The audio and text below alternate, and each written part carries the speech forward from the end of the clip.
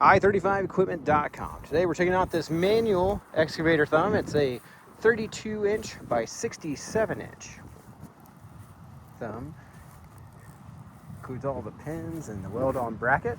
Has 4 tines or fingers with serrated edges to give you a better grip on wood, boulders, pipes, demolition work, and everything else you want to put to work doing. Currently it's in the folded down position, which is great for shipping. And this is pretty much what it would look like if you had to fold it up against your stick for unhindered digging. This bolt in the middle is just an extra safety for while it's being shipped, that you would take that bolt, put it in your bolt box at home, use it for a different project. What's really holding it up is this pin right here. Now, once you take that pin out, you can fold it into the triangle pattern or a triangle shape. Then you're going to use these 2 pins at the front. They're going to go into these holes right here to hold it up in the pyramid shape.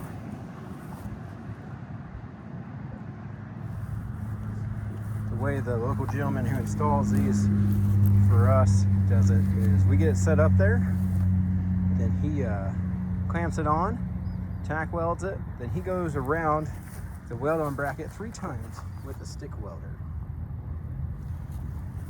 You see the 4 tines or fingers down here. I'm going to run a tape measure across it for you just to show you. So, kind of hard to see, but it's 32 inches wide. Now, if you're interested in the spacing between the teeth here, on the outside fingers, you're going to have 7, just shy of 7.5.